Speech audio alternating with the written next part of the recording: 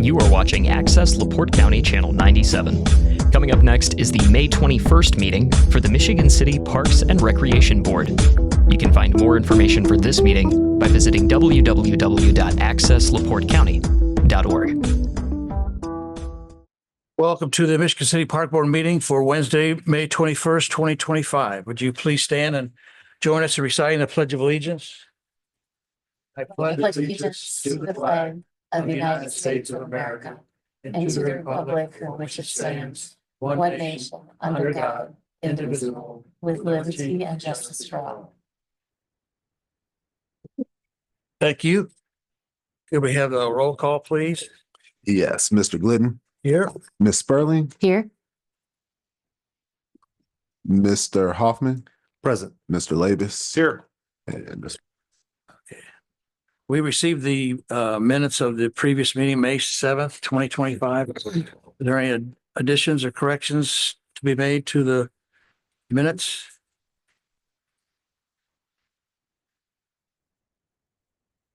Then we would entertain a motion to accept the minutes. I move that we accept the minutes. Second. All in favor, say aye. Aye. Aye. Opposed? Motion carried. Project updates. None. None? None. Oh, okay. All right. New business, the Veterans Commission using Krieger Memorial. Yes, and in front of you, you have a paper. The one thing that was changed on the document in front of you is that instead of, I don't even remember what it said before. Krieger. Wednesday to Tuesday. Okay, it said Wednesday. We moved it to Tuesdays at the Senior Center. There was a scheduling conflict with the Wednesday, so we moved it Tuesday evenings at the Senior Center. But it's just the city has started a new Veterans Commission, and they're looking to be very active with events and having things for veterans to do in the city. And we're looking to help provide a place for these events to be steadily one place in the city where second and fourth Tuesdays will be veteran events at the Senior Center. Great. That's awesome. That's really awesome. It is. All right. And I want to thank Danielle for coming to me and asking how we could collaborate to make something happen. And I felt like it was a great use of space in Michigan City. So, have you guys heard of the Honor Flight program by Southwest? So you know about it. Okay, cool. I just saw it this last week. So yeah, really cool. And Danielle already has a lineup of people waiting to fill in all these dates right now. So it's really awesome that Nice. this group of people in our city are being looked after. Do we have a 100%. time? Yeah. No, just You have to come up to the mic, but it's 5. You can't get into the Senior Center until after it closes at 5 o'clock. So I'm sure they'll start at 5 o'clock to get in as early as possible. Thank you for collaborating with the Veterans Commission. My name is Danielle Corley. I'm a veteran myself, very active with volunteering with veterans. And some of the things that we're going to be doing on the Tuesdays that the Parks Department has allowed us to use the Senior Center is doing presentations on suicide prevention, how to recognize a person in crisis, not just veterans. It won't just be open to the veteran community, but to the community as a whole. I'm collaborating with the Michigan City Police Department, their social worker, Jocelyn Colburn, Hanji, I can't think of her last name right now, but Hanji, she's a social worker that does outreach at St. Anthony's or Franciscan here in Michigan City, as well as a couple of mental health providers, Lake Effect Healing, and that's Jennifer Evans, and then Stacy, I hope I'm saying her name right, Garcelon out of LaPorte. She's a therapist. And some of the presentations we're going to be doing, or they will be presenting, will be like how pet therapy can help with PTSD, with trauma. Stacy also provides a suicide support group, and that's one of the goals with the Veterans Commission. We're partnering with IDVA. I was on a Zoom call with them this morning about moving forward, like planning and, how we can all work together with implementing the things that we want, to go out in the community. So, yeah, just moving forward, we have a lot of plans and we have a lot of people that are very interested in giving the information out to the city free at no cost, but just providing the information. It's great. Thank you. Sounds like a very worthwhile endeavor. Yeah, and then we also currently have some things going on tonight. I'm on my way to line dancing at the DAV. That was something we started back in February when we started the Vet Commission. So it's an outreach for the community, for veterans and the community. And also on Thursday nights, we're offering an exercise class at American Legion 451. They're doing a free Zumba class, and that's also open to the community as a part of reaching out to the community and a part of the community or governor's challenge. Thank you. Thank you. Any questions or? Nope. No, Okay. good. Thank you. Okay, thank you. Thank you. Any comment from the board? Any comment from the public? Any motion? I'll make a motion to accept the Veterans Commission using the senior center, right? Yep. Second. All in favor, say aye. Aye. Opposed? Motion carried. We have the Fetters Alley All-Inclusive Playground and Fitness Park approval of the construction drawings. Yes, our consultants are here tonight. They're going to run you through the final drawings for the Fetters Alley Playground. Just to let the board know, we're still fundraising. We're $1.4 million short of going to construction. But I think we can get there by late fall, which is pretty good timing, really, to get our winter work done. So Joel Baldwin, take her away. Thanks, Shannon. Good evening, everybody. I think this is our third and final time here, but some of this should all look very familiar to you. But we're here to present what we're calling our 95%. We're not quite 100% yet, but we're getting really close. So this is our agenda, but just keep going. So again, Joel Baldwin, principal with Hitchcock Design Group. And I'm here with my colleagues who are working with me on the project, Austin and Ed, and they're both going to come up today too, so I don't have to speak all by myself. But JPR is responsible for surveying, engineering, and architecture, and so on. So just to remind everybody what we're doing. Again, you've seen all these slides, but our goal is to create a destination playground that the whole community can be proud of. New park will be inclusive and multi-generational, feature fitness stations and walking trails, promote healthy lifestyles. Definition of an inclusive playground supports the abilities and recognize the possibilities of all our community members. That's the important key word there for all. These were our images that we prepared for our concept design. Just run through these really quick, but the overall site plan, the playground will be in Fetters Alley. I'm kind of tucked into the corner up against the slope. There will be new playgrounds. This is the entry plaza and just lots of different images. Things have changed. We've been really struggling with the budget and the estimate, and things are just a lot more expensive right now. And we think we've got a pretty good plan and a good approach to the project. But overall, the overall concept is close. But different play features, small boats and fishing pier and box den hangouts and swings and spinners. And here's some images of the playground, which is the main focal point of the overall playground. It's this really large central piece. This has been adjusted a little bit, but I've got some images later on, not as pretty as these, but some images of what it looks like today. So new trails around the perimeter and exercise area with equipment and fitness stations. Here's just kind of a bird's eye of the overall playground. So these are our construction documents, and not the most exciting things, but again, it's about 95%. This is our cover page. This is just our standard symbols and abbreviations. And then survey of the site, which is all the Fetters Alley. This is our site prep and removals plan, everything that's being removed, being demolished, everything from soil removal to existing features to where tree protection fence is going up. We want to make sure we're protecting all the trees and so on. Then there's a second sheet. Here's our layout and materials plan. You'll notice everything's kind of split up in between two sheets. The site's a little too big to put all in one sheet, so it's the east side. Zooming in some more, zooming in on the playground.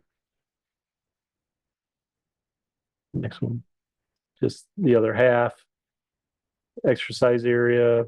Here's our soft surface layout. So there's going to be 4 different colors. The poured in place surfacing. Each one of those shades represents a different color. Then we get in a lot of our standard details, asphalt and concrete, and there's a slope and hill slides, and that's what that previous page was, and ADA, and just lots of different details for the contractor to build the project successfully. Here's our landscape plan. We got a lot of planting around the north end of the playground and around the shelter. Here's kind of detailed planting. I think question came up before. We're looking at using all native plants that like it here. We're in the dune environment, and so that's the type of plants that we'll be using. Some of our planting details. Now with that, I'm going to turn it over to Austin with the civil drawings. All right, thanks, Joel. So what we have here is the grading plan. As I'm sure you're all aware, Fedder's Alley, there's quite a bit of slope, that's existing. So it's all kind of draining down towards the basin there, just south of where the playground's going to be. Around the perimeter walkways, we did our best to match into existing grades to kind of limit the amount of earthwork that's needed. And all of the walkways are under 5% slopes, so that we don't need additional handrails for ADA access.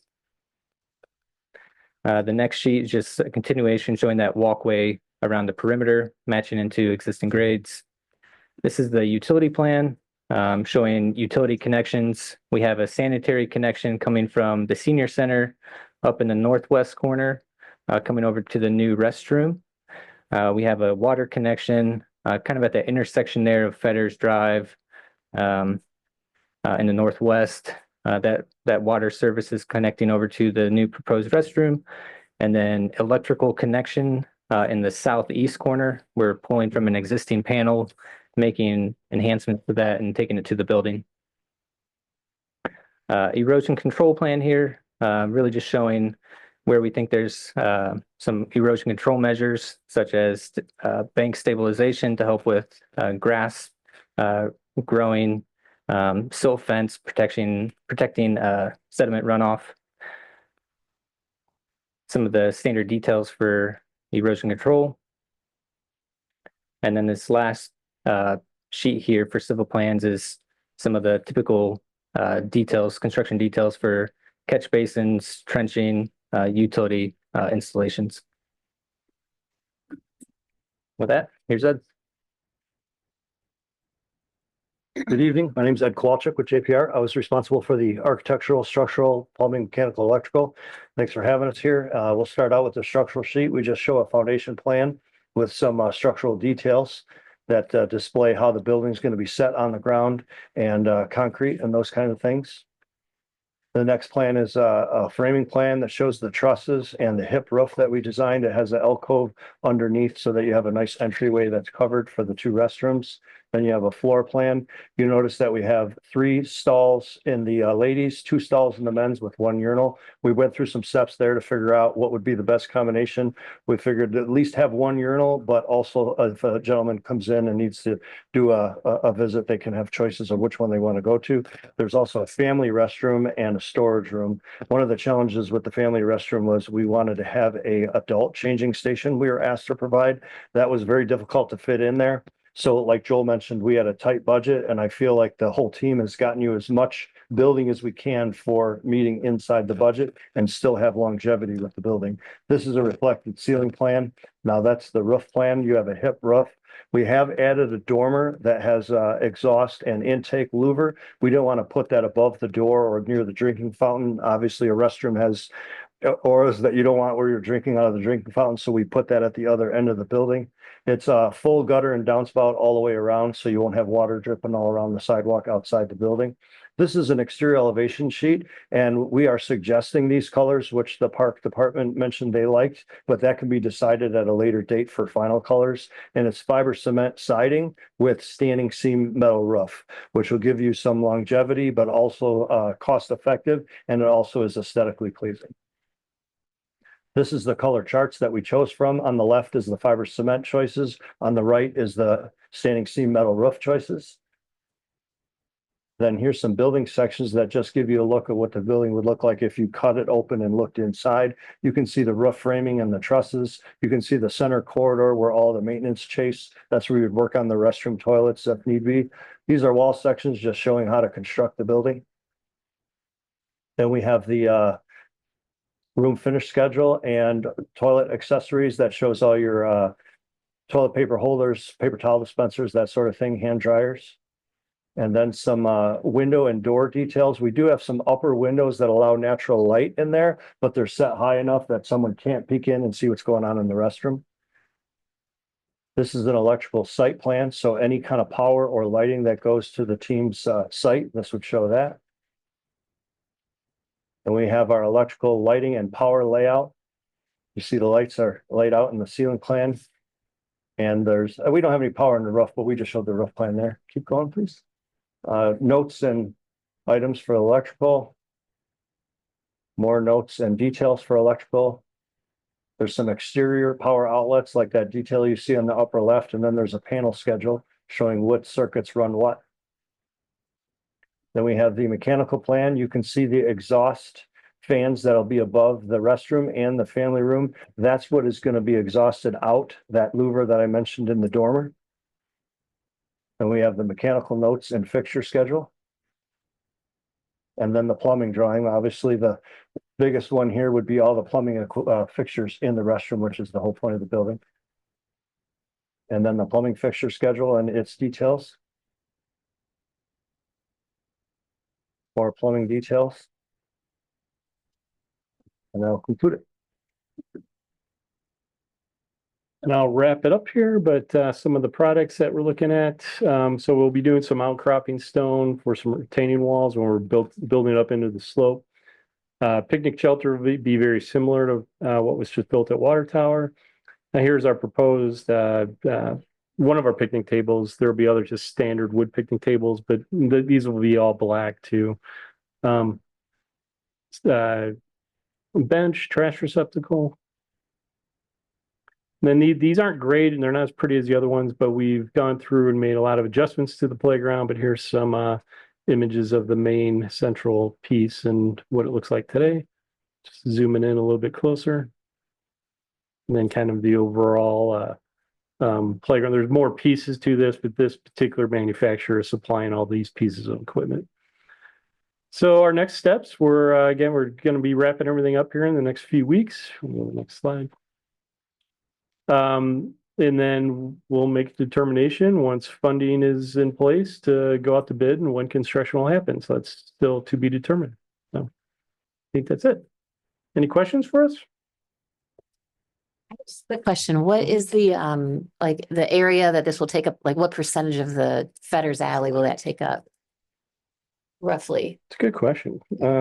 Fetters Alley is like 7.5 acres and the footprint of the playground and the gym area is like a third of an acre. Oh, So not a lot. Yeah. So not even like 10%. No. Yeah. I mean, if you go to, maybe you go to that slide right after the concept design, kind of the overall site plan. Right there. Yep. Kind of gives you an idea of it's, it's kind of tucked in that corner. Now we are adding a new path around the whole perimeter, Right. But yeah, it's, I don't know, just kind of eyeing that maybe 10% or something, maybe a little bit less. So. Just curious. And I know you're the design group, but do you know like about how long it takes to build the once like start to finish? It's a good question too. It will probably, maybe 6 months, Yeah. average. I don't think the playground will take that long. Maybe the building may take a little bit longer. If all materials can be procured.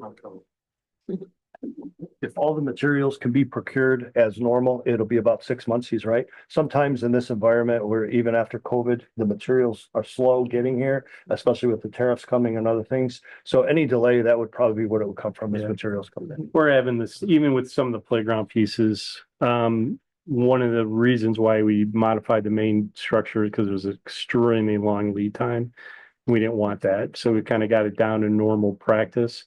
But some of the smaller pieces still have some long lead times too, which we got to work through.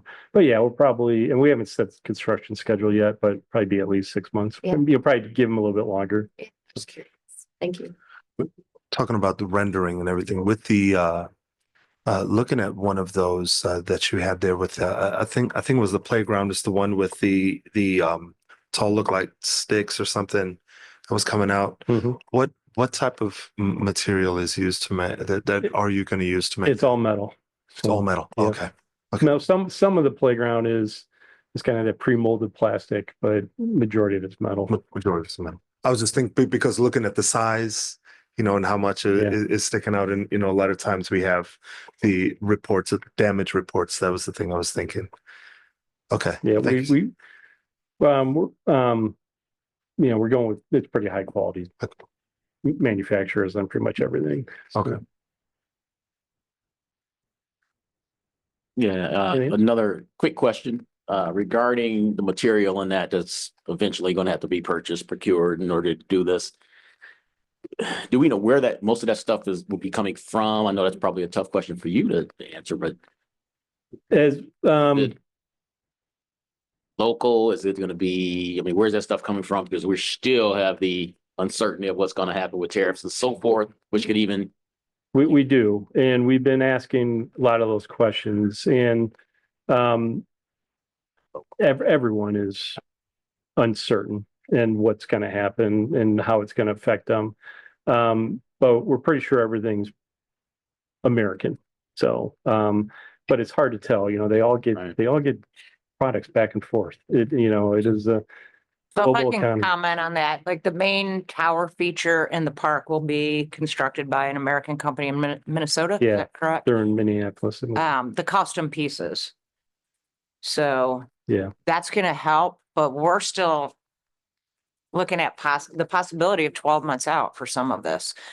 We have discussed purchasing the equipment ahead of bidding, which I've never done before, but it would definitely speed the project up. If we didn't get the funding, then we would just have to cut some of it out, put in the equipment that we purchased Mhm. and do a phase two. Phase two is gonna cost more. You have to be rebid it. Yep. We don't want to do that, but we're seriously considering to move the project forward. That may be a good option for us to have them good start constructing these one of a kind custom pieces for us. Where would it get stored? So the manufacturer, when we spoke with them, said that they would store it. Oh. They'll build it, they'll put it in the building queue and they'll store it. And we can schedule delivery. So when it's convenient for whoever gets the contract to have it delivered to the city.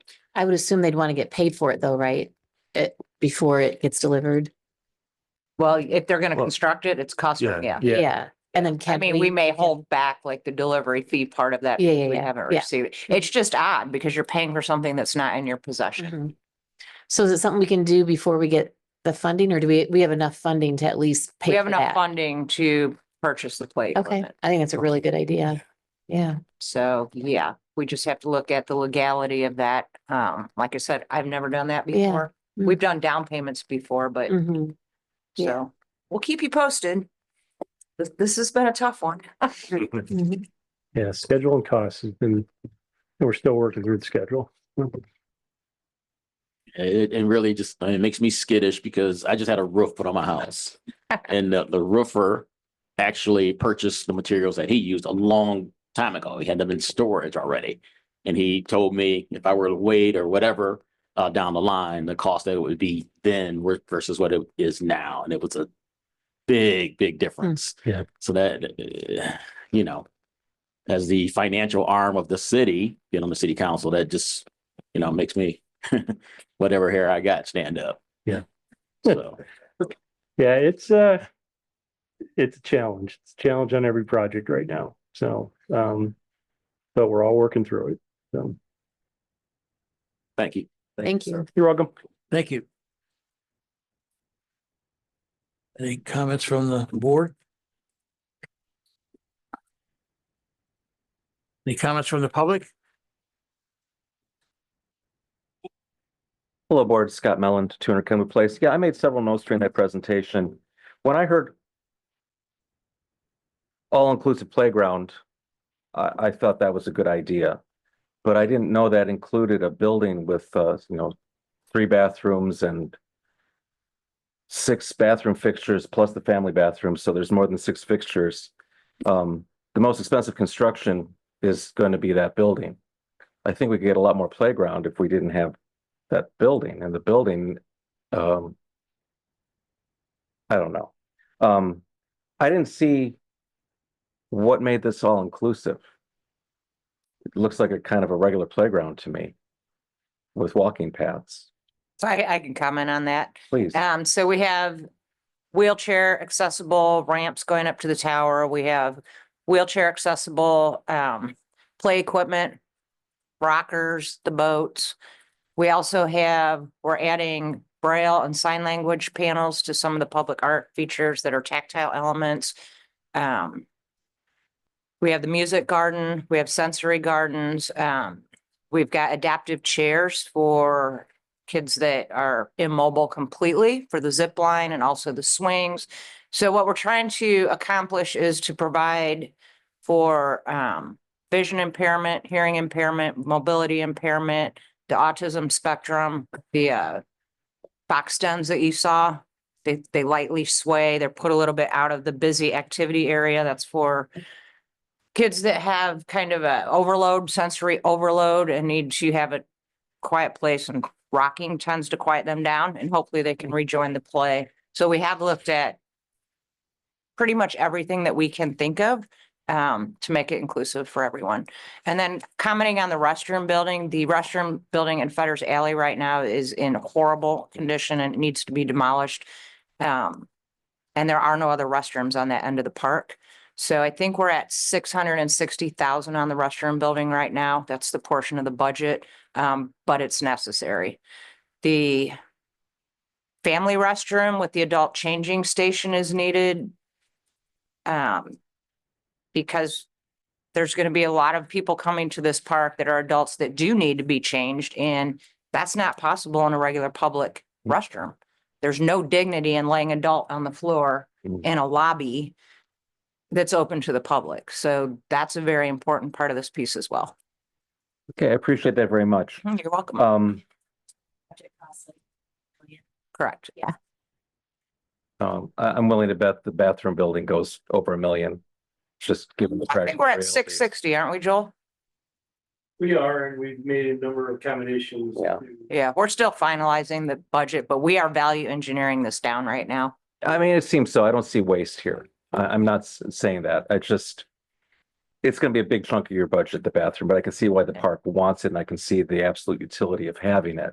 But that does bring up then the daily maintenance needs. What has the park budgeted for ongoing maintenance? I was happy to hear that the planting schedule is with native type plants, but my question came up before that, the demo and removal schedule. I hope we're not taking away any native trees or good trees, and any trees that are scheduled for removal either be non-natives or invasives. We are not taking out, we designed around the native trees. Perfect. That's a great answer. Non-native invasive plant for bathroom upkeep. That's it. Otherwise, and as far as the amount of space it takes, technically it might only be 10% of the footprint if you take the square footage of Fetters Alley. But I would say functionally, it uses up about 25% of Fetters Alley. I think that's a more honest assessment of what it takes away. which is neither here nor there. I just think 10%, it might be an accurate square footage if you take that whole rectangle. That's what it's based on. But if you look at how the space is laid out, it takes away a corner of it. So in my estimations, that's that. But I really hope this goes forward. I think it'll be a great amenity for the park and for Michigan City. I hope we can keep it to the budget. That's all. We Thank you. have to. Yeah. Thank you. Good luck to all of us. Thank you, Scott. Any further public comment? What's the pleasure of the board?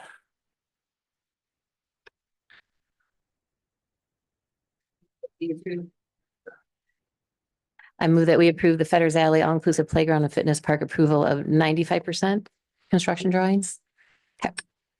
Second. All in favor, say aye. Aye. Opposed? Motion carried. We have the approval of the final design of the zoo Wings of Wonder exhibit. Yes, and I believe Sam from Kill Architecture is going to join the meeting virtually. This is another project that we're having to value engineer to get it down to an affordable amount. This will be a permanent indoor exhibit for our Wings of Wonder aviary, which is the exhibit where you can go through and purchase seed sticks. This is really being driven by new federal and USDA laws for bird flus, which are in our area right now and in surrounding areas. So we want to get this done really quickly. I'd like to thank Kill. They've done a really great job of value engineering down the project to get it to where it's feasible. And if Sam's on, I'll let him go through. These are the final drawings. If you approve, we should have the estimated construction costs in the next week or so. And then we'll make sure our funding's secured and we'll go to bid.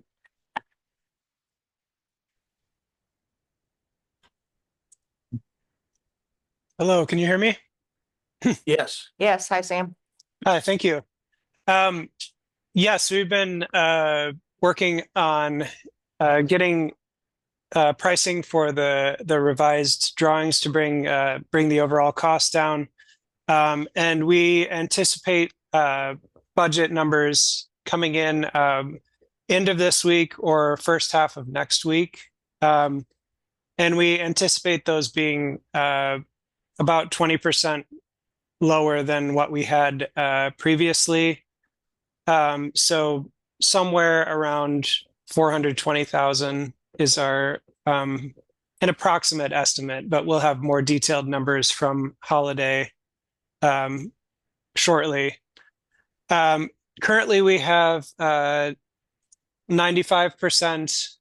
SD or CD set. If you can see this screen. So some of the changes that we've made, we eliminated the clear story windows at the top. We've also moved the vestibule to the inside of the building to lower the cost of the envelope of the building.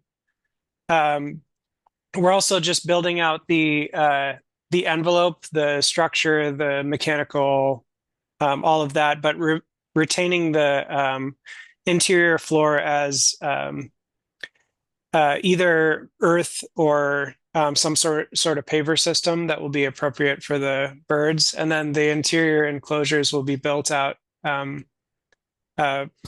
the zoo staff as well. So that'll save some cost as well.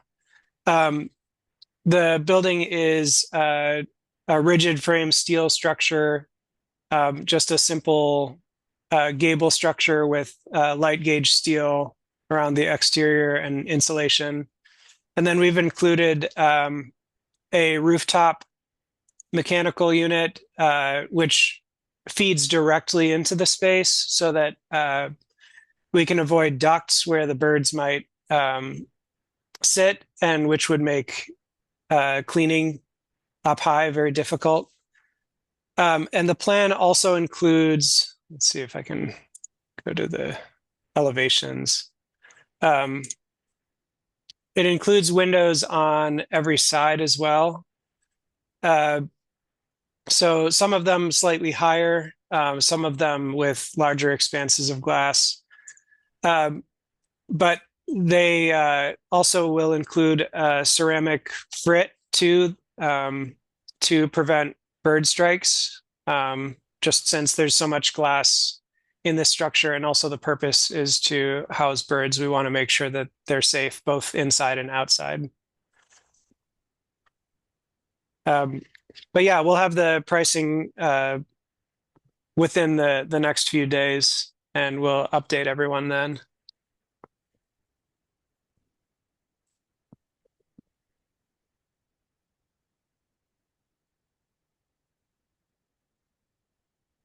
How much has it been decreased? I can't remember what it was originally. We were looking at 504,000 with pre-engineered metal building earlier this year. And then we got some numbers more recently that were closer to 400,000. But that will go up just a little bit too with the modified glass. So we're expecting maybe somewhere in the ballpark of 420,000.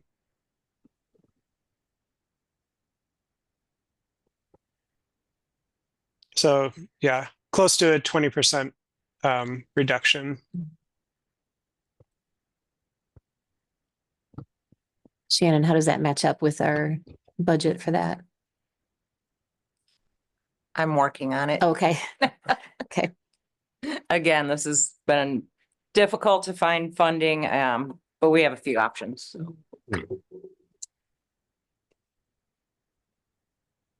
The windows the- on the top, those sounded really cool. Sorry. The windows on the roof sounded really cool. Is that a lot? Did that save a lot to take those out? It did. Yeah. It was a significant savings. And also the rigid frame was much simpler design without a clear story.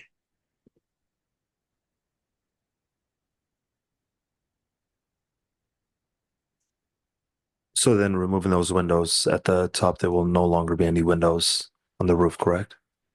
No, there wouldn't be any. Okay, just making sure I understand. Yeah, just a metal roof. Okay. And then, next steps to, after we get final pricing, we would submit the project downstate for construction design release, and then move on from there. What's the occupancy in the building, the maximum occupancy for people? Actually don't have that number right in front of me. Let's see, actually, it should be on this sheet. Occupant load is 20, it looks like. Thank you. Mhm. Or 29 occupants within the whole facility. And then, this door can handle 30, it looks like. It's very small print, but Okay, thank you. How many birds do we need to house? Hundreds, right? I don't have those numbers. But yeah, we also included this, the holding area in the existing adjacent building, in case birds need to be quarantined, or separated for any reason. Yeah, so we usually house between 80 and 100 parakeets Mhm. in the collection. How many sticks do we sell a year in there? Off the top of my head, I couldn't tell you. It's in your annual report. though. Mhm, it is. We did count. I mean, we're sticks. gonna get some money back from. Yeah, I want to say off the top of my head, it was probably around $15,000 in seed sticks annually. Mhm. That's a guess, but I can get that number. No, for you. that's fine. So yeah, it does make money. So if we sold the sticks at $35 a piece, We said.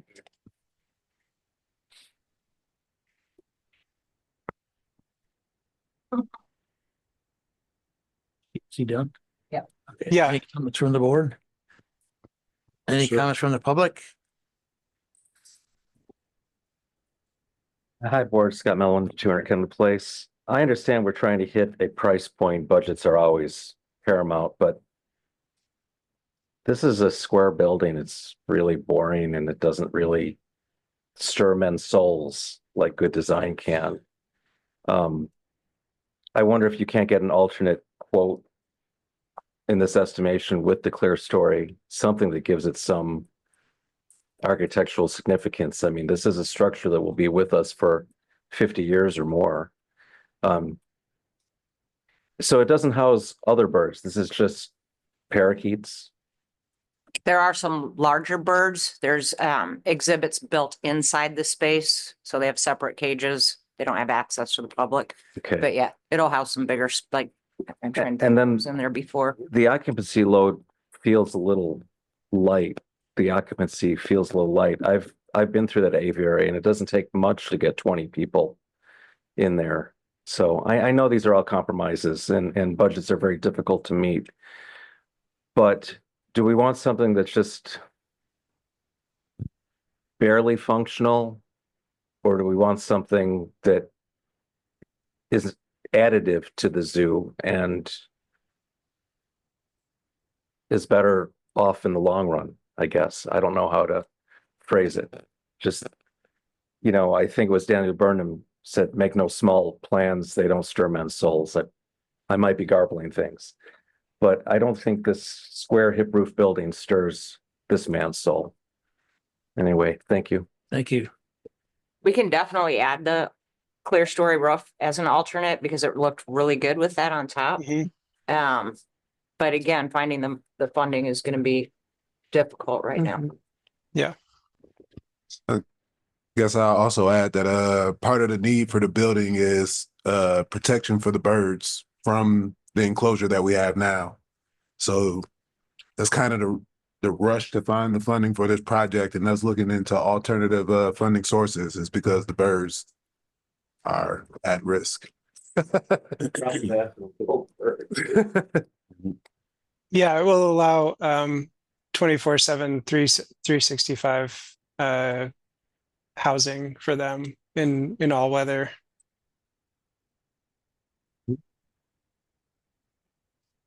And I have a final comment, and I'm just putting this out for people in the public that'll be watching. This board knows this, but what I wanted to say is a lot of times the people will see council meeting, they'll see a meeting like this, and we're talking about these different projects, and they'll easily say, oh, the city has it. They can fund it.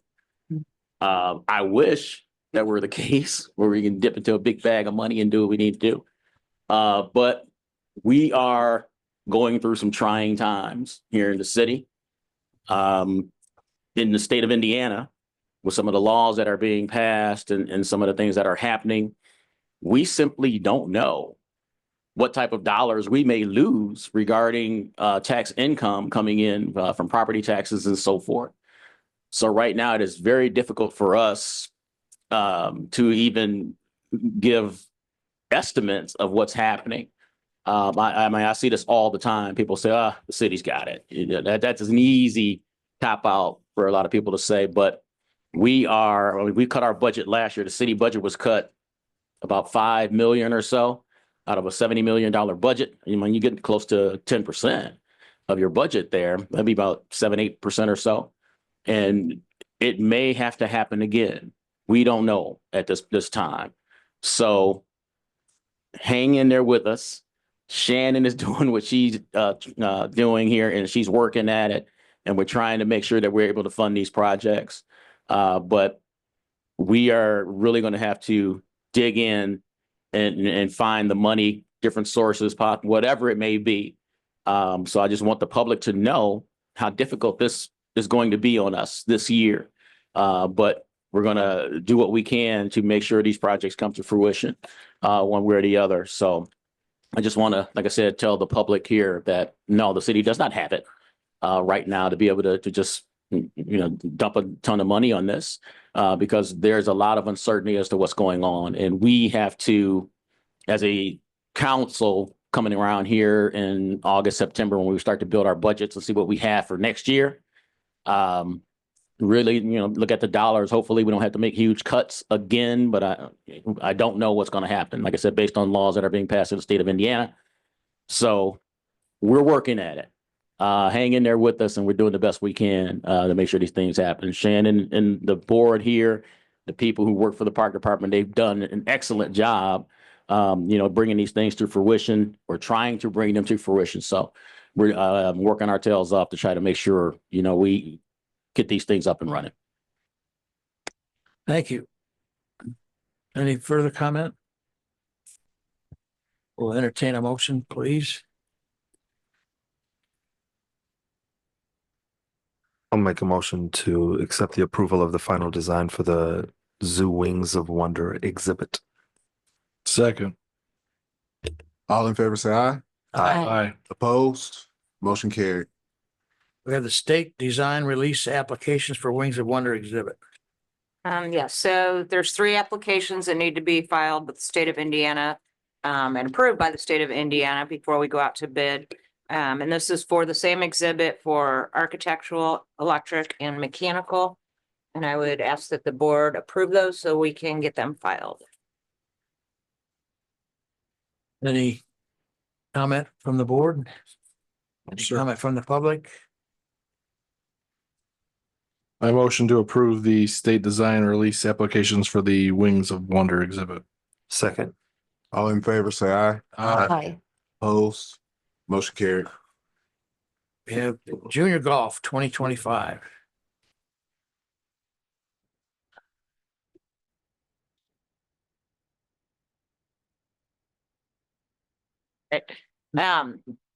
Our PGA golf director, Paul Cornwell, has submitted a request to hold junior golf this year.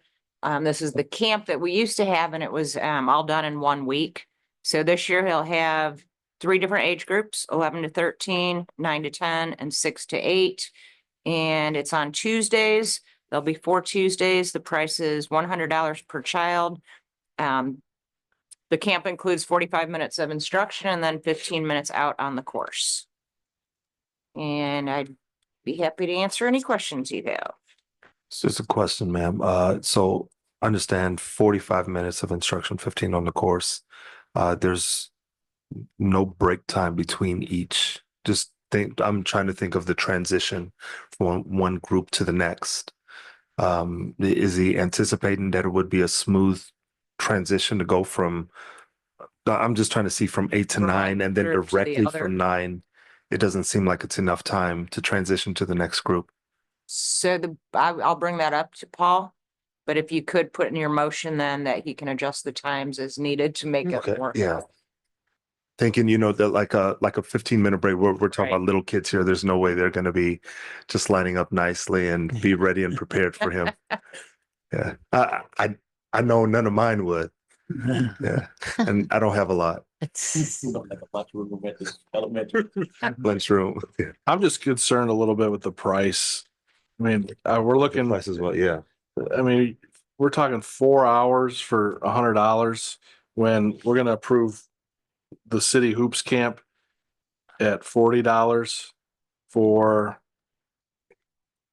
8 hours. Well, and wasn't his instruction time that we had approved previously was less than this? Yeah, I'm just- right at, I'm just concerned how many kids we're gonna have in our community that can afford $100 for 4 hours. So the For park board 4 could set this hours. fee. Yeah. However you I like it to agree. be. I was gonna Yeah. ask that question because isn't he charging $25 an hour for junior golfers for a single private lesson, which is It was valuable? more. It was more. It was like $75. No, that's for an adult, one lesson, not for a junior golfer.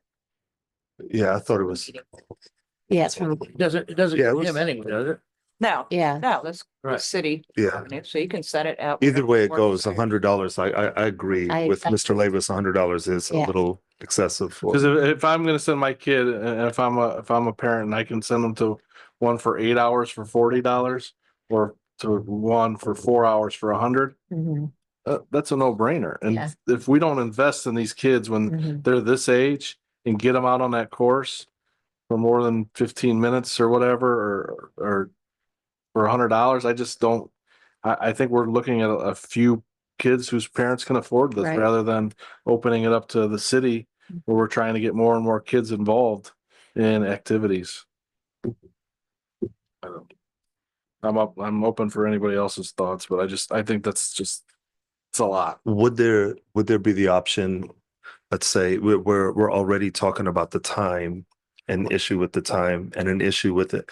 Could we table this so that way he could review the time and the amount per session per child?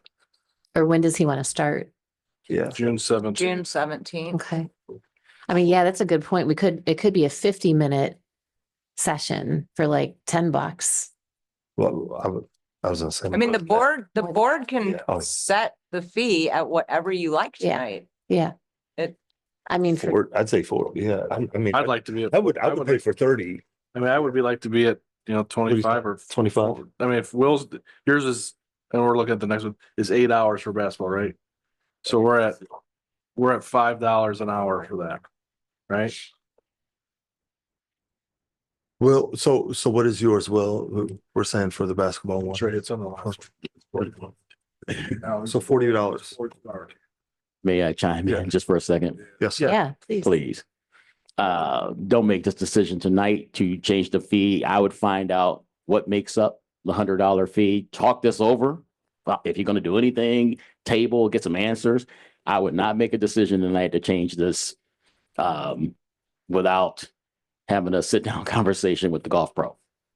Yeah, because he might be saying he's providing the clubs and the balls. I mean, it could be, yeah. So I would Okay. I would not make a decision right now to say, oh, let's just make this 20. No, don't do that tonight, please. I'm just No, that's a good idea. experience is Yeah. telling me. Thank you. Yeah. Thank you, sir. So how should we word it then? Does he So then need it can we just approved to table- get it going Table or? it. Let's table, Okay. yeah. Okay. So go ahead. So I'll make a motion to table the junior golf 2025. Second. All in favor, say aye. Aye. Opposed?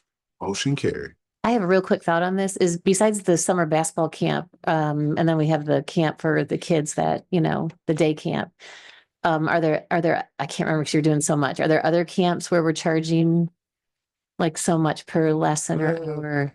No, not really any Okay. other camps like that. Yeah. Okay. And I mean, even with that, like different camps going to be priced, they're probably going to be priced different. Mhm. Depending on how many people are helping, what type of money go into running the camp, if there's Mhm. giveaways and whatever, is he offering a t-shirt or a jersey or whatever it is? Yeah. Like it could be a lot of things that go into it. Mhm. And this doesn't say what's offered besides the 45 minutes of instruction and the 15 minutes on the course. Yeah. So, Okay. yeah, I think this something that Paul will have to. I agree with Brian Yeah. saying don't put the man in handcuffs. At least give him a chance to say why. But You think you'd be able to come in to the next meeting? So that way, if we have any Yeah. questions, he'd be able to answer. Or Yeah. email's fine. I Yeah. mean, just so we have some correspondence. Oh, You need to definitely. email it. Would we cap it 10 kids or 20 kids? Yeah, I'll make sure Paul's here and we'll get more Oh, details. that would be great. Yeah. Thank you. Thank you, ma'am. All right, thank you. Youth Baseball League, 14 and under travel schedule. so yeah, our 14U age group, we usually for the last couple of years we've been around this 2 teams or 3 team range for that age division. I mean, that's just where kids they start going more into travel ball. They fall off the sport completely into another sport. Identity change. I mean, not gender, but kids in that age, they figuring out which way they want to go in life. You know what I mean? Their interests are all over the place. So, in that last year, a couple teams reached out to us and they wanted to add a couple travel games in. Rolling Prairie reached out this year at the perfect time, and they had 2 teams in that same age division. And we just scheduled those 2 teams to play against our teams twice, 1 home game and 1 away game at Rolling Prairie Elementary over there. And just wanted to put this in front of the board's eyes, make sure it was something that the board wanted to do. I think this is a great way to continue to challenge the kids at this age level. And with a lot of kids going into travel at this age anyway, it's kind of nice for us to have somewhere for them to go else and play against somebody else. It kind of sucks when you play against the same 2 teams 3 or 4 times in the regular season. I think it's a great idea. Good idea. Yeah, and it might be something that later, I mean, there were other cities that reached out to us this year. We just thought that this was good enough for right now. But next year it might end up being something where we play like one game against this league and one game against that league over there. So kind of move it around a little bit. But it's a good start. You mentioning that, Mr. Walker, I had a brief conversation with the rec director for the city of LaPorte, and he had said he would love to also be added to something like this, having another one. Of course, not right now. Yeah. Can't, but he said in the future, it would be something where it can be added. And you had just mentioned that, so then it would be different communities. I know Mark did reach out to me at one point, Mark Schreiber, but he was trying to schedule their season before we even knew how many teams we were going to have, but we were still doing our registration. Yeah. And I did talk to him about in the future, us looking to sync up when we have registrations and stuff like that, so we can plan like a LaPorte versus Michigan City All-Star game at the end of the season for championship teams and stuff like that. But the timing has to make sense. The divisions, our divisions are kind of age different because of how many participants we have in the leagues. So we just got to make sure it lines up so we can compete against each other. Theirs is 13 to 15. Yeah. I double check with that. Yeah, there's 13 to 15 and theirs start this week. And we're 12 to 14. Yeah. So, yeah. But I think, it'd be something where could be the collaboration. And with that, the other one I wanted to see, you the first sentence, it says the last 4 seasons, you've only had 3 teams. Is there a reason you've been stuck on the 3 teams? Like I said, that's just where the kids start to, either they're playing travel ball, they stop playing baseball because the parents not making them play anymore. Or whatever. Right now, Michigan City baseball is definitely on the low end on the sports totem pole. And we got to find a way to revive that a little bit. I mean, I think Ryan agrees that we just got to get more kids to play more sports in general. Like if you're an athlete, you can play 2, 3 sports, not just focus on one. That's been a real big issue with Michigan City sports. Kids being hyper-focused on one sport. And I think we're all trying to work to get more well-rounded kids at a young age specifically. And I don't even think it's a Michigan City thing, because I remember when I was in Gary, kids were, they were just focused on one sport. So they were playing that sport year round. Yeah. So, but it's going to be nice. Yep. Thank you. Any comment from the public? Any further board comment? I motion to approve the Youth Baseball League 14U travel schedule. Second. All in favor, say aye. Aye. Opposed? Motion carried. City Hoops School. City Kids Hoops School. I've talked a couple times about a partnership between Michigan City area schools with the basketball team, the YMCA, and the park department with a basketball program. We were working towards a league, but everything wasn't falling in place in time for the league, for the time frame that we wanted to work within. So we came up with City Kids Hoop School with this awesome idea from the basketball program. It's pretty much their basketball camp spread out over 4 weekends. In June on Sundays, we'll have 2 weeks at the YMCA at Elston, where we have all 4 gyms on the Sunday. We work with them, and then there's then we go to the high school for the last 2 weeks of the month, and we'll be upstairs and downstairs and all over the gym. We have some surprise guests coming in to talk to the kids. We have games and raffles, jerseys ready to be ordered, water bottles, handbags, all type of stuff. We appreciate everybody that's being willing to help out with this program, and it's such a short time that we're trying to put it all together, but really excited for what it can be. And how long is this, like one session? 2-hour session. 2 hours, okay. Yeah. Oh, and then on the dates, just a typo. Oh, you saw that? It is a typo. Okay. It's supposed to be 29th? The 29th. Yeah. Okay.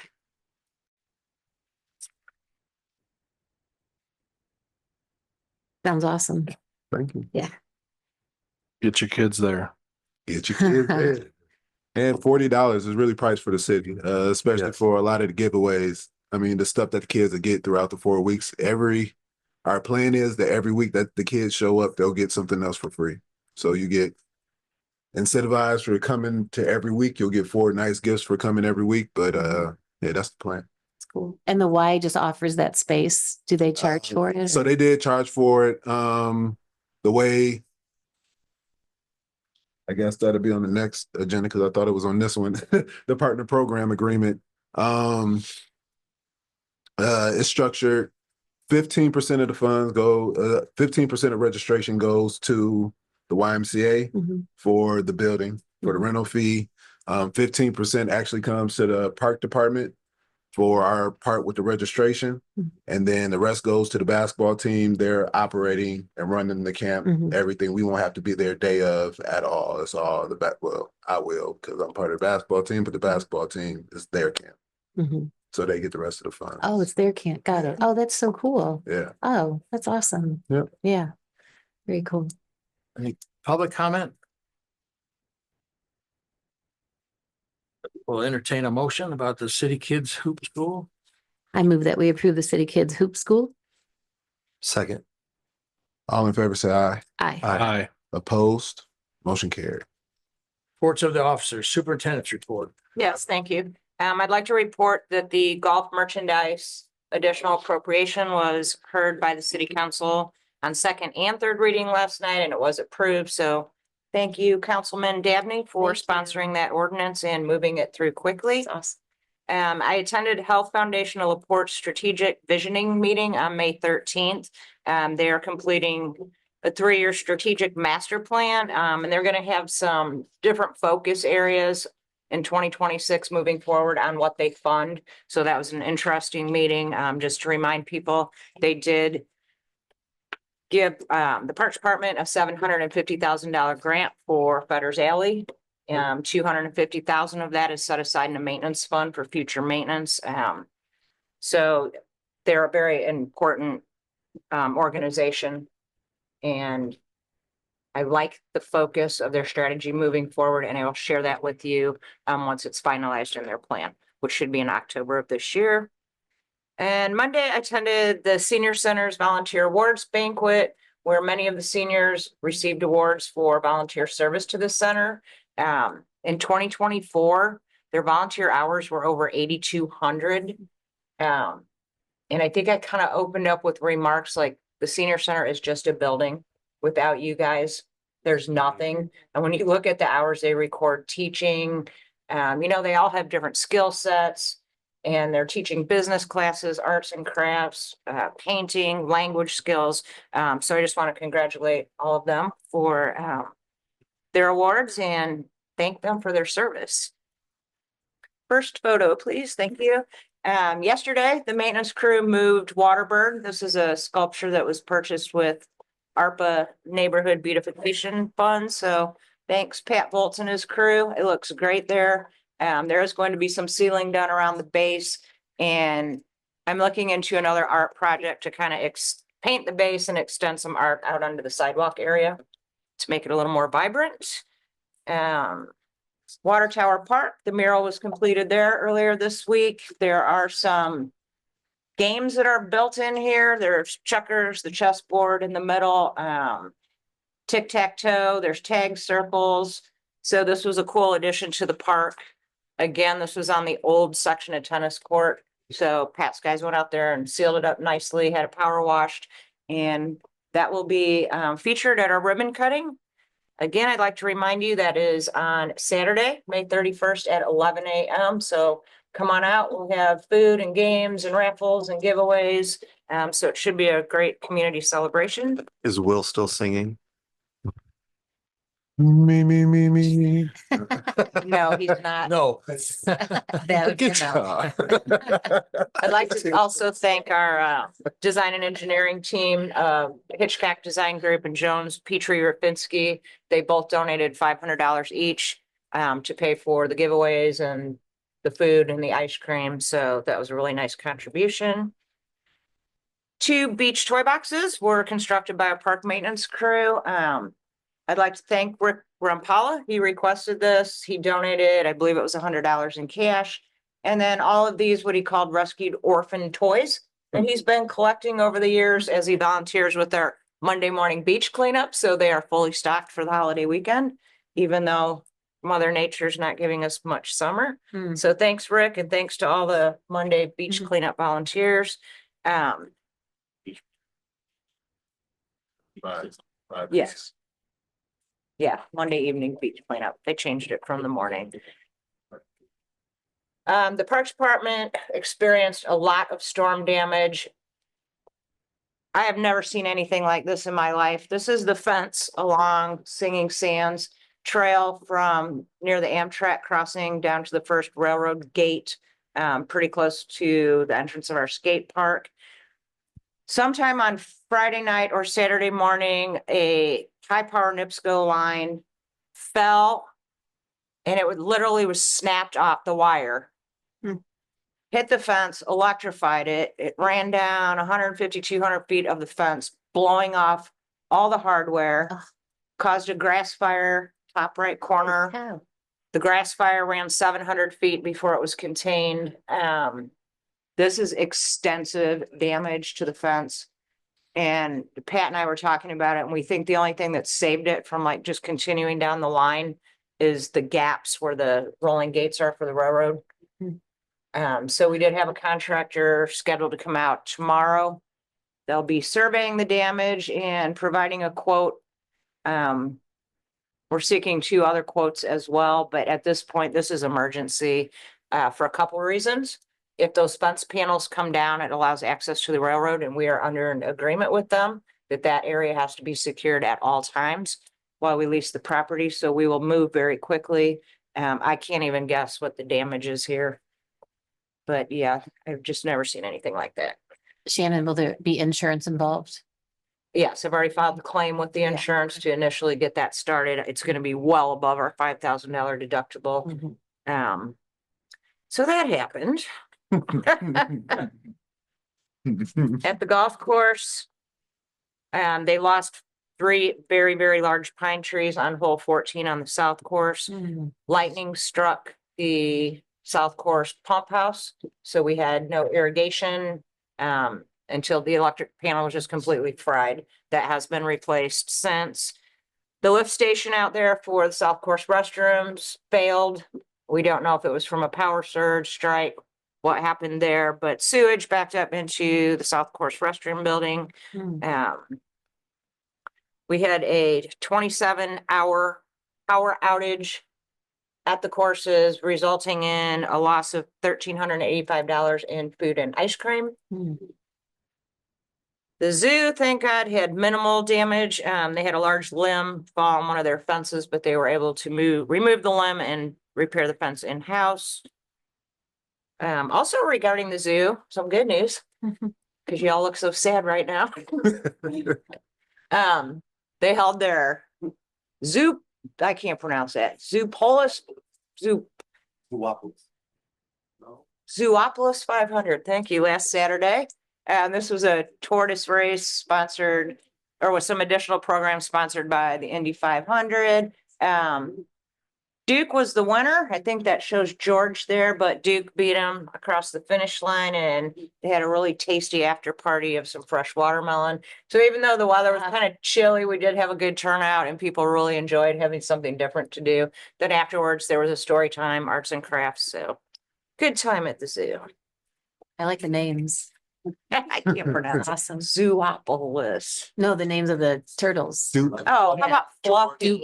Fluffy. I love it. Thelma. George. Thelma. Thelma and Louise. Yeah. And George. They're probably moving on up, so. That's right. So, and They're moving on up. I think that's the last slide actually, so I'll move on.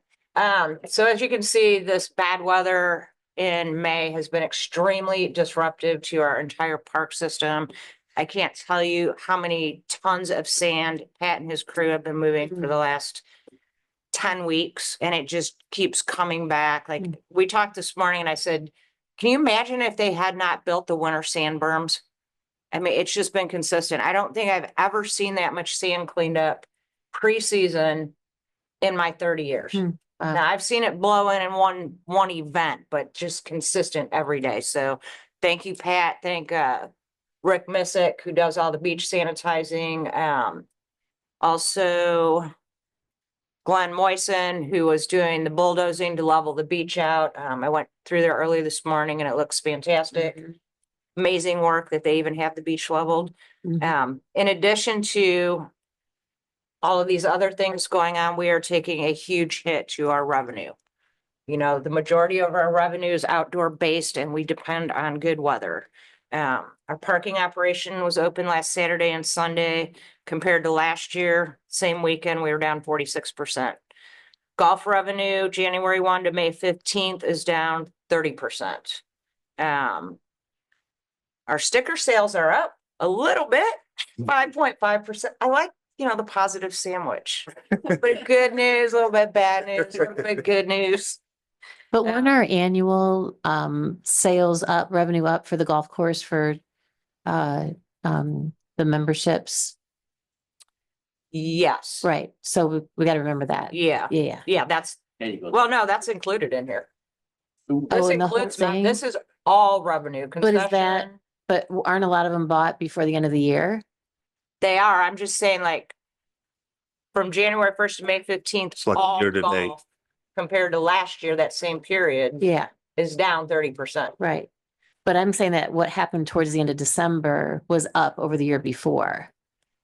Oh, yes, last year. So As far as the Memberships. memberships, right? That will be used this summer.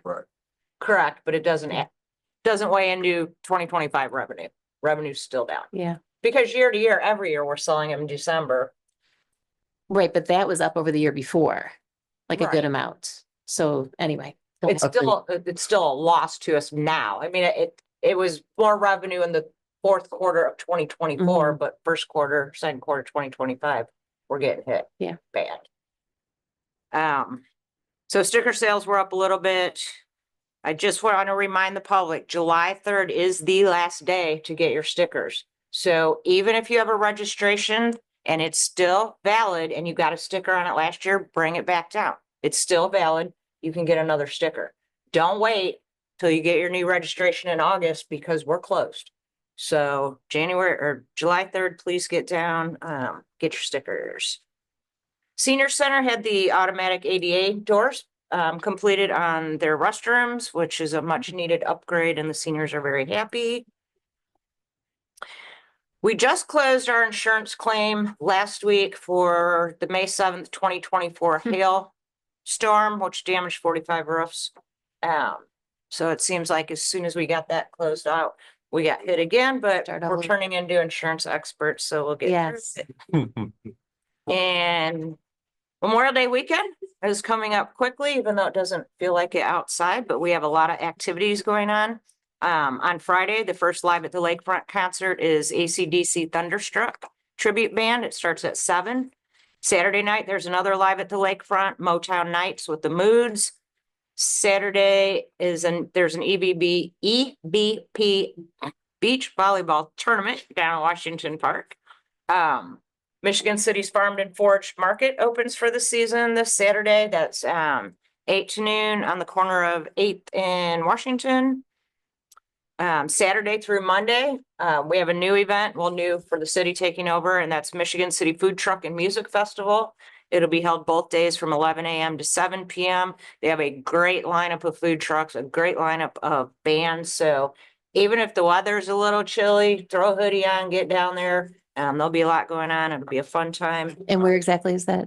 Fetters out. Better At Fetters Alley, yeah. in Washington I Park. heard it was like 22 food trucks, 22, Wow. 24. So And really good regional bands. So yeah. check it out. The whole lineup's on Facebook. And then we wind up the holiday weekend on Monday with another beach volleyball tournament in Washington Park.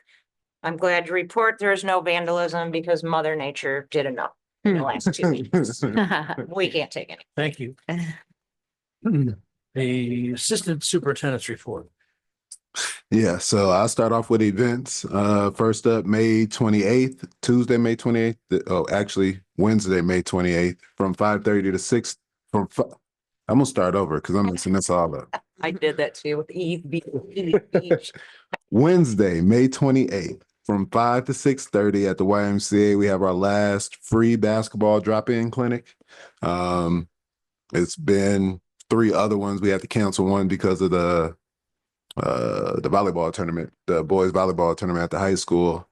But yes, this will be the 4th one. It's completely free. If you show up, I'll help the parents sign up on the auto app to make sure that the kid signs up for it. But just show up and we'll help you take care of the rest. That is Wednesday, May 28th from 5 to 6:30 at the YMCA. June 2nd, chess club, 1st and 3rd Mondays every month at Krieger Memorial. June 6th at 6 p.m. at the Martin Luther King Center, we're meeting for the next Bike to City. We'll be meeting at the Martin Luther King Center, and we'll be taking off, going out past Hacienda, down Lakeshore or near Lakeshore Drive, and up through Beach Walk and back out and around. So the last few rides have been nice. It's been the first ride that we had, it was really cold outside. The second ride we had, it was really nice outside, but we tried to get back before the storm hit. Yeah, me and Officer Jesse both said we'd get done with just enough time, and we had just enough time. And then on June 11th, we have another round of bucket golf. Oh, on May 10th, we had bucket golf at Krieger Memorial. 14 people showed up, and out of the 14, 4 people have hit me up and asked, like, when are we doing this again? I think it was fun. People don't know a lot. Bucket golf, I would say, if you like to play golf and you don't have time to do it, come get you 9 holes in about 20 minutes. It's the way to play. We had a great time out there. What's the next one? Is there a next one? Yep, June 11th. Okay.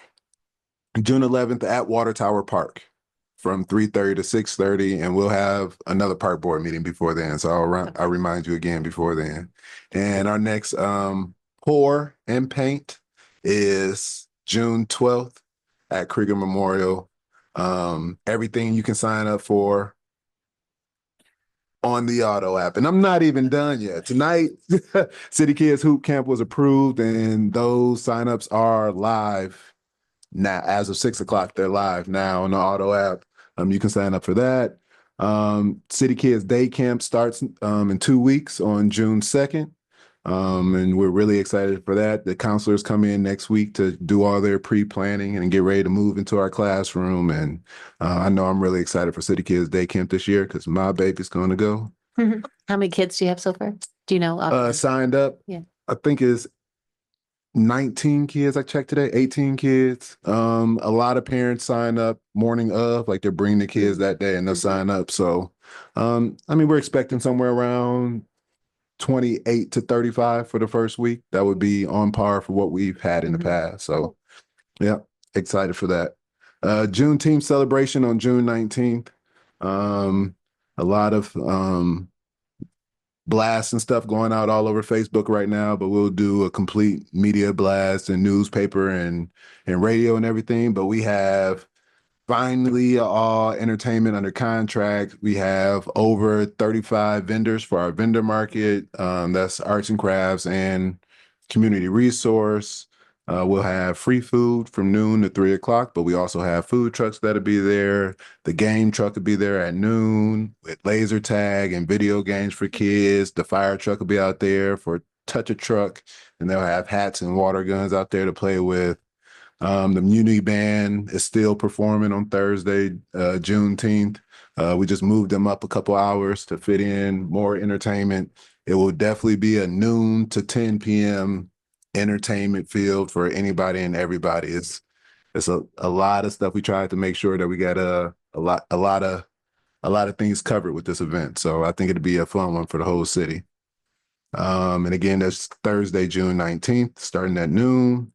And lastly, I got the last 2 contracts in for our Summer City Sweat program.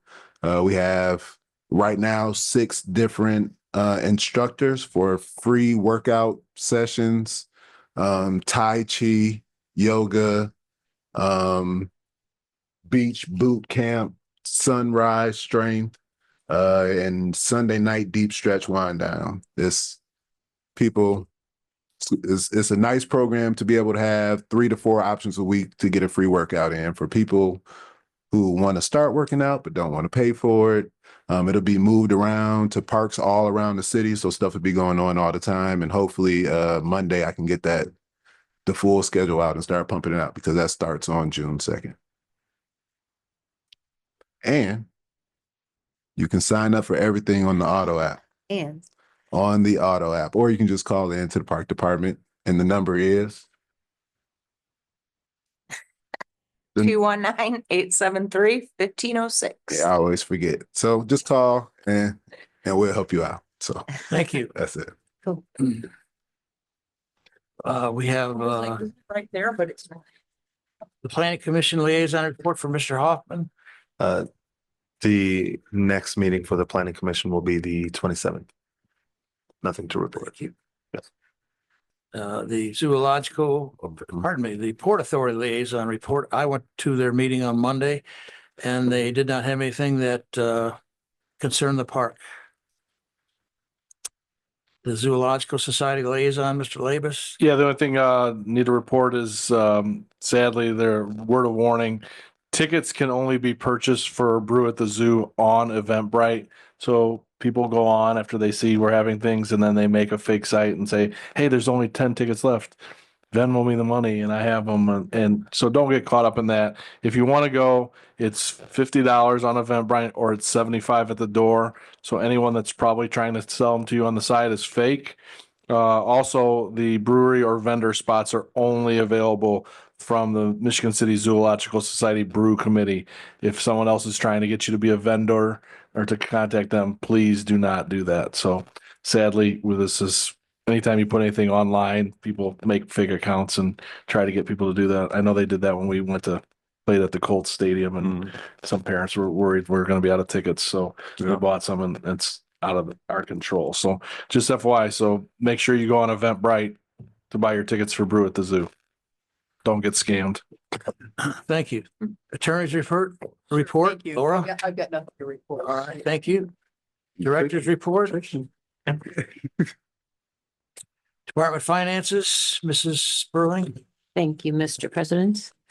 Tonight for the Michigan City Park Department claims docket for May 21st, 2025, municipal total is $68,900.77. Golf petty cash, $2,210.66. Total claims, $71,111.43. And I move that we pay our vendors. Second. All in favor, say aye. Aye. Aye. Opposed? Motion carried. Payroll number 10 from April 27th to May 10th, pay date May 16th. Total payroll, $104,000, $104,099.41. I move that we pay our people. Second. All in favor, say aye. Aye. Aye. Opposed? Motion carried. And now we have gifts and donations. Unknown zoo donations miscellaneous for $51. Patrick Wilkins donation for Hoop School sponsor, $400. Thank you for that. I move that we accept these gifts and donations. Second. All in favor, say aye. Aye. Opposed? Motion carried. Minor transfers, none. Zoo endowment, none. Board of Works, none. Credit card charges totaling $965.37 were paid to corporate payment systems for the following. Beacon Athletics, movable mounds, tax charge credit, $236.25. Webster Store, zoo concessions, hot dog and cookie bags, $179.89. IN.gov, Senior Center 2025 entertainment permit, $439.86. IN.gov, the NPP-2025 entertainment permit, $237.97. And wristband resources, zoo wristbands for school trips, $343.90. I move that we accept these credit card charges. Second. All in favor, say aye. Aye. Aye. Aye. Opposed? Motion carried. Any comments from the public?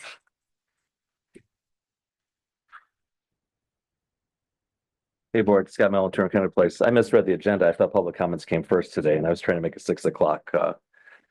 Chair of the Indiana NAACP is speaking right now at the Hope Center, and I was actually hoping to make that. Anyway, yeah. Couple quick things. $40 is a great price point for our kids. I think that gets Michigan City kids. That's a very affordable price point for people, but I would point out golf is a more expensive sport. Typically, it takes more equipment than a basketball. And it takes a trained professional, our pro.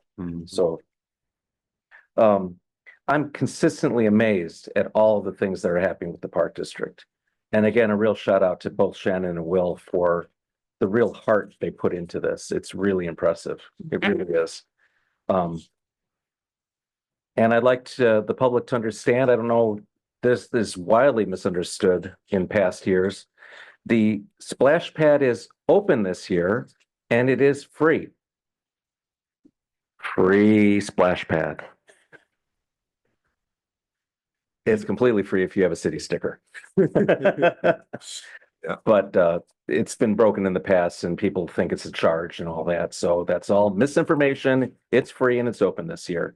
Once the weather's nice. Oh, it has to be above 70 degrees. Above 70.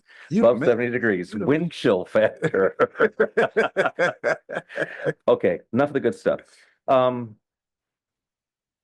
As was brought up in the last meeting, because of federal budget cuts, we have lost funding, 50% of our funding for our E. coli testing for the waters at the Washington Park beaches. In case people don't understand what E. coli is, that's fecal bacteria. You definitely don't want it in your mouth. Last night, Councilman Don Przybylski, the board may not be aware of this yet, I'm sure Shannon is, but at last night's city council meeting, Councilman Don Przybylski offered help from the city funding to make up for the funding for that testing. I don't think Brian's happy that I'm bringing that out to you. But you guys also gave away $15,500 to St. Stanislaus too, which he did not support, strictly because of budgetary reasons though. Yeah. We all support St. Stan's and the maintenance they're doing, of course. So I think it's great that there's a potential the city will help make up for that funding. My point would be, we were doing 7 tests before and now we're down to 3. My point would be, what's the right amount of testing to do? Is it necessarily, do we have to replace what we did? Or would 6 tests a day be enough? I don't know. Especially since we are in severe budgetary times and we really don't know what's coming at us. So what's the right amount of testing? Now, if anybody wants to refer to what Mr. Przybylski said, it's at the very end. It's at council comments at the very end of the meeting. If you want to review the ALCO recording on either Facebook or YouTube, that's where I saw it today. Plugging today, man. I try to be pro. I'm a booster, but I'm an umpire. I call it the way I see it. Balls and strikes. I need one. Not that kind of umpire. Plus, apparently, we have a very clean beach. It's not, many beaches really suffer E. coli from seagulls and vermin in the cans, and we take preventive preventive measures. Thank you, Will. We have a great crew that cleans the beach. What do we do with all the sand? Do we put it back on the beach or do? So it blows out of the parking lot. We put it back on the beach. Hey, that's job security. But one of my understandings with E. coli testing is that, generally speaking, the test is performed on Monday, but the result isn't given until the next day, Tuesday. So the test results are always a day behind. Is that accurate? That is accurate. Okay. And that's just standard practice. That's not us. That's not somebody being lazy. That's the way these things are. And we haven't had very many E. coli warning days, is also my understanding. But people should probably be aware, after heavy rain events is where we're going to find a problem, because that's where Trail Creek might be having some overflow that would then filter into the beach area. So that's that. But people need to understand, because of federal budget cuts, our water is not going to be tested at to the same safety standards as we've had in the past. And it's really important that people understand that. I'll make this my final note. I wish the lady from the Veterans Affairs hadn't left. I think the board, letting them use the senior center for that is an excellent example of intergovernmental cooperation. And I really like seeing that. That is good government. And people need to recognize the good governance when it's happening. And of course, people don't. They just like to complain about their twigs not being picked up. And potholes. Anyway, keep up the good work. Again, it's an amazing amount of work that Shannon in particular handles. I know Will does a lot, but Shannon's involved in some other boards. And I'm just continually amazed at the number of things happening in Michigan City and how much effort goes into providing for the people of Michigan City through the Park Department. Thank you. Thank you. Mr. President, I'd like to comment on the E. coli if I could. I did speak with Councilman Prespolinski this morning. But what I explained to him is in past years, we have 3 sampling sites, Washington Park, Stop 2, Stop 7. Washington Park and Stop 2 have higher visitorship, and so IDEM was funding 3 samples per day at those 2 locations and 1 at 7. I don't think it's critical to have 3 samples because in my opinion, when you are collecting water samples on the Great Lakes, the odds of you actually collecting a sample that's relative to this huge body of water, it's not exact science to me. So if you're collecting water and you get a bird dropping that you don't see, you're going to say, okay, there's E. coli in the water. There's always E. coli, but it's a high level today when it was just that random occurrence. Or you could have 4th of July, all the boaters and the sewage, and you happen to get a clean wave that hits. So I personally don't think the sampling is the answer for public health. And I have spoken with IDEM in depth about the possibility of taking some of this funding in the future and stopping the 24-hour test. Because honestly, if I'm swimming on Sunday and then you tell me Monday that it was red, that does me no good. Right. In the bigger picture, it is helping build national coastal models. Because we track more than just the E. coli. There's a whole sanitary survey that's done.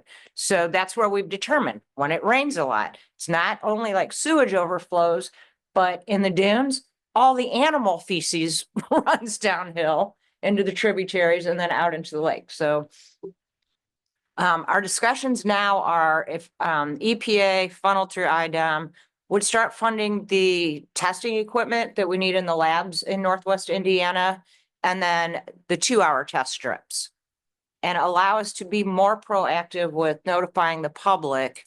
And we continue to still build the models, which is important in the bigger picture.